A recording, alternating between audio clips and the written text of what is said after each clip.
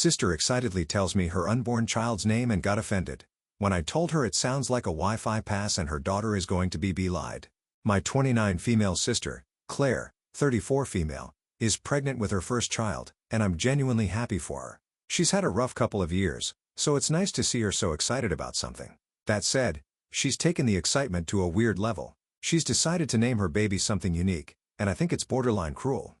The name she's chosen for her future daughter, Malay Seraphin. Yes, spelled exactly like that. Claire insists it's pronounced Malayas Refine, but she's adamant about keeping the creative spelling because normal names are boring and my daughter deserves to stand out. When she told me, I was caught off guard and just blurted out, "Are you serious?" She looked hurt and asked why I didn't like it, so I, probably too bluntly, said because it sounds like a Wi-Fi password. Claire immediately got defensive, saying I was being judgmental and unsupportive and that no one else had a problem with it. Side note, I later found out our dad laughed out loud when he heard it, but tried to cover it up. I tried to tread carefully, but I told her I thought the spelling was going to make her daughter's life harder than it needed to be. Teachers, doctors, employers, everyone will constantly be mispronouncing it or spelling it wrong. Claire shot back that it's her child, and I don't get a say. And I need to get with the times because kids today have unique names, and no one cares anymore. Here's where things got worse. At a family dinner, Claire brought up the name again, and I made the mistake of saying, "You know you're naming a person, not a fairy in a fantasy novel." She stormed out, and now she's refusing to speak to me unless I apologize for mocking her creativity. My dad is staying out of it, but my stepmom thinks I was wrong to criticize the name, and she just let Claire do what she wants. I love my sister, but I can't shake the feeling that she is prioritizing her ego over her baby's future. Am I the a-hole for being honest, or should I have kept my opinion to myself? Now for the top comments. You should look into the subreddit r/tragedy. It's chock full of situations like you're describing. Lol. Oh, not the ol, by the way. You're trying to save your niece a life of having a store-brand Harry Potter spell for a name. Not as bad as Ray Farty, but heading that way. But still equally horrible as Jacksonville. That poor girl. Not the a-hole. Her child is going to grow up and be an adult in the real world. That name is a no-go for me. I wouldn't continue harping on it, but you are not wrong for being honest. Can you imagine the mocking the kids will come up with? I definitely considered what my kids' names rhymed with or how they could be twisted into a cruel phrase when naming them. Kids are creatively cruel. My name wasn't terrible, but it sort of rhymed with pizza, so I got that a lot. Next story. Am I the asshole for giving money set aside for my son to his daughter's mother? My husband and I are fortunate that we were able to not just put our children through college, but also put money aside for their future weddings. As our sons got older, one of them, Frank, told us that he didn't plan on getting married. My husband and I talked about it and decided that when the time came, we would give him money toward a down payment on his first home. We also told our other son that this was an option as well, and he could use the money for either purpose. From ages 20 to 23, Frank dated Nadine. They were pretty serious, and according to Frank, he planned to be with her long term. She was very close with our family and even vacationed with us. Then one day, out of nowhere, he announced that they had broken up. He didn't want to talk about why and refused to talk about her, period. We weren't sure what was going on but supported him. A few months later, Nadine reached out to me. She asked if I had Frank's new phone number. I was hesitant to give it to her as I wasn't sure if he'd want her to have it. That's when she told me she had recently given birth to Frank's child and couldn't get in contact with him but really needed his help. I didn't give her his number but said I would talk to him and get his consent. When I told Frank the news, he wasn't surprised. He said he knew about the baby. I asked if he knew if it was his and whether Nadine had cheated or if that was the reason they broke up. He said no. He knew the baby was his and Nadine wasn't the type to cheat. He said he just didn't want to be a father. I asked if he thought she had baby-trapped him, not because I thought she did, but just to understand his attitude. He said no. He believed it was a true accident, but he didn't want the baby. I was in shock. My husband and I didn't raise either of our boys to be this way. I said even if he didn't want to physically be present, he still owed child support. He claimed that, no, he wasn't going to pay. Nadine was too poor to get a lawyer. I told him I was disappointed in him and that he needed to get his act together and be responsible. He was very nonchalant in his refusal. I truly didn't recognize the son in front of me. I ended up meeting with Nadine privately. She looked exhausted. She told me she had been laid off right before finding out she was pregnant and was struggling to find work. She had depleted her savings. On top of that, she was exhausted from caring for the baby. I held the baby and fell in love instantly. I knew we had to help Nadine and my granddaughter. I spoke with some friends and helped Nadine get a job. My husband and I discussed it and decided we would use Frank's wedding/down payment fund to get a good lawyer for her. One of the first things done was getting a DNA test, which proved that, yes, the baby was Frank's. With a lawyer, Nadine was able to get child support out of Frank. At the time, Frank didn't know where the money for the lawyer came from. Nadine asked us not to tell him for the time being, and we agreed. This was all a year ago. My husband and I are very active in Nadine and the baby's lives. Nadine is doing much better. She has a new apartment, and the child support has helped her immensely. Frank has barely spoken to us in the time since. He calls us traitors for even wanting to be around Nadine and the baby. He also blames us for her suing him for child support. We've told him that we are very disappointed in him for trying to skip out on his responsibilities and making it so the mother of his child couldn't support their baby. Frank recently came to us and announced he's finally ready to buy his first home. He said he has some money saved up. So combined with what we've put away, he feels he can buy a nice house. We told him that the money isn't there anymore and finally explained why. He became furious. He told us that we had chosen Nadine and the baby over him. We said no. We chose the baby's well-being over him. He has now cut us off completely and says that we have chosen this new family over him. Our other son was supportive of us being in the baby's life, but says we were wrong for using the money Frank always counted on for the baby. While we were once confident in our choice, we now wonder if we went too far.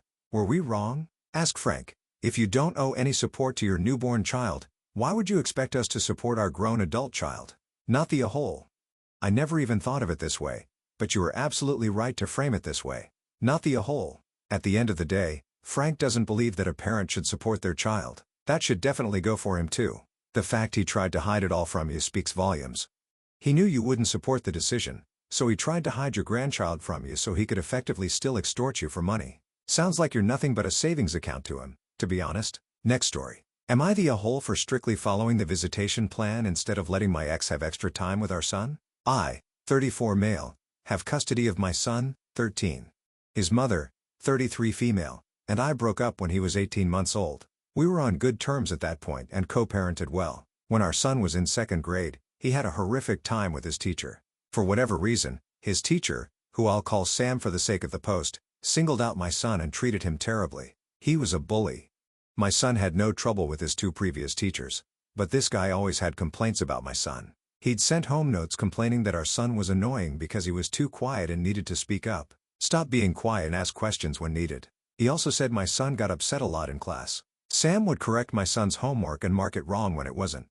When I reached out to discuss this, he ignored me. I spent a lot of time at the school trying to address this. I tried talking to the teacher, but his attitude toward my son was awful. He even said my son was too old to be crying to daddy about issues with his teacher. My ex was involved at the start, making complaints as well. We spoke to the principal, and I requested several times to have my son placed in another classroom, but I was told it wasn't an option. It took far too long for them to agree to move him, and it only happened when other kids confirmed the issues my son brought up. For example, the teacher would go out of his way to embarrass my son by telling him boys are loud and can be heard and shouldn't sound like babies. It always points out when my son got something wrong even when he didn't, while other kids were corrected privately or on paper. He mocked my son whenever he asked questions, which explains why my son stopped asking questions when needed to. He even called my son names in front of the class. It was heartbreaking to hear how badly he treated my son. At some point during all this, my ex decided that Sam, the man who treated our son like this, would be a good partner for her. She hid the relationship for a while and then told our son one day when he was with her. She wanted him to join them for a day out and he became hysterical. There was a lot of discussion, much of it angry because I couldn't understand her decision. She told me I didn't know Sam the man and that our son that I would need to get over it. She moved him in weeks later and sprung that on our son like it was nothing. This led to our son running away from her house several times. He was having emotional issues and even shut out his therapist who had been helping him since the issues with Sam began. She refused to give up Sam and insisted they would live together and get married, which they later did. I ended up asking for custody and filing with the courts. It wasn't straightforward or quick, but the court agreed that this train of living with Sam was not good for my son. I was granted custody, and my ex was given visitation rights. The visitation does not include overnights and explicitly excludes Sam. My ex has not been consistent with visitation. Sometimes, she has dragged Sam along, and I've turned them away. She refused to take the time with our son alone. She does see him most of the time but hasn't given up trying to make our son get over the trauma Sam caused. Sam still dislikes my son, and I'm putting that very mildly. He gives off the vibe that he'd happily bully my son. My ex resents losing custody and being unable to see our son whenever she wants. My son doesn't want to see his mom, but has to if she shows up alone for visitation.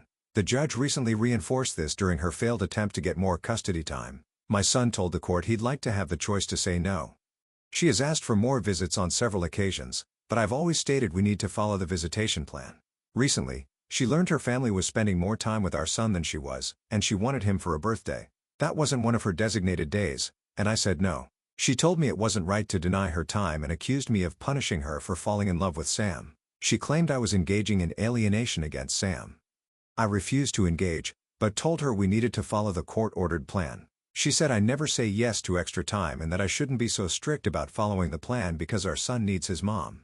I feel like I'm doing the right thing, not just because of the court order, but also because of my son's wishes. However, I'm worried that my disgust for this situation might be clouding my judgment. Am I the a-hole? Now for the top comments. You are not obligated to make exceptions to the custody plan. You can tell your ex that you are not punishing her. You are watching out for your son's best interests. Your son is old enough to refuse visitation with his mom. His opinion and mental/emotional state matter. If she tries to force him, he can call CPS. Not the a-hole, not the a-hole. You are doing the right thing by defending your son. Incidentally, I don't believe your ex's story for 1 minute. I reckon your ex was seeing Sam before the abuse of your son began, and that's what precipitated it. Either way, she is an awful mother, and I don't blame your son for not wanting to see her. I can't blame him either. The hurt he feels is something she will never fully recognize, but I see it. I'm an internet stranger and cannot understand a mom choosing her child to mentor as a spouse. The poor kid, not the a-hole. You keep your son safe. I'm doing everything I can. As a parent, I can't imagine it. I could never put a partner before my child like that. I could never betray my child's trust like that.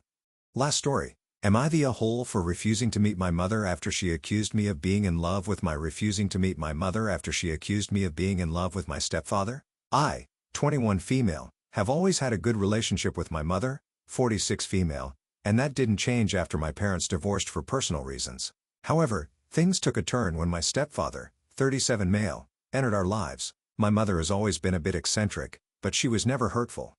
And she always made sure my older sister, 23 female, and I felt loved. That changed when she started dating my stepfather. While I got along with him and he respected my privacy, my mother started acting differently. At first, it was subtle comments like, "You two spend a lot of time together, and you're getting really friendly." I brushed it off mostly because I didn't think much of it. My stepfather and I only spent time together when I visited my mom. Yes, we joked around, but it was harmless and never inappropriate. Jokes like, "Looking like death today." We never got physical. We didn't poke each other or have playful touches because I'm not comfortable with being touched for personal reasons, and he was always respectful of that. As time passed, my mother's comments became more aggressive. I started to distance myself from both of them to avoid ruining the good relationship we had, though I didn't know what I was doing wrong. One day, my mother invited me over for coffee and cake, and during our conversation, she suddenly asked if I had feelings for my stepfather. I was caught off guard, shocked, and mostly confused. I told her no and asked why she thought that. She said it was because we were too close to just be friends, and she noticed the way he looked at me. I reassured her that while we got along well, I only saw him as a father figure and didn't feel anything romantic toward him. I also reminded her that she'd always wanted us to get along. But then, she got angry, accusing me of lying and insisting she wasn't blind. The conversation escalated, and I stood up, telling her that the whole thing was ridiculous. I left, and she began texting me things like, "I can't believe my own daughter would betray me," among other hurtful things. I didn't respond and talked to my older sister about it. She advised me not to engage with our mother for a while, saying that she thought our mom was acting completely out of character. I took her advice and stopped visiting and talking to my mother. It's been 2 months of no contact, and today, I received a message from her asking if we could meet up to talk about what happened. I'm torn because on one hand, I don't really want to meet her after everything that happened, but on the other hand, I'd like to resolve things and hear her side. Am I the a-hole for not wanting to meet her? What a pathetic woman. Not the a-hole. Maybe she shouldn't date if she gets this ridiculous. I wouldn't meet her yet. I doubt she is suddenly cured for madness. Let her feel the consequences for much longer than this, or she will likely do this again. She is the one who betrayed you, not the other way around. Not the a-hole. I do wonder if your stepfather had an eye for you, and your mom noticed and thought you reciprocated those thoughts. But it's a heavy accusation to put on someone with zero evidence. I wouldn't meet up with your mom after that accusation, and it could also be an insecurity for her marrying someone who's a decade younger than her. Thanks for your perspective. I've thought about that possibility too, but honestly, my stepfather has never given me any reason to think he had inappropriate intentions. He's always respected my boundaries, and our interactions have been harmless. I feel like my mom's accusations are more about her insecurities than anything else, especially with the age difference between them, as you mentioned. It's just really hurtful that she jumped to such a heavy accusation without evidence or even talking to me properly about it. I agree that meeting her right now feels like a bad idea, but part of me still wants to resolve things.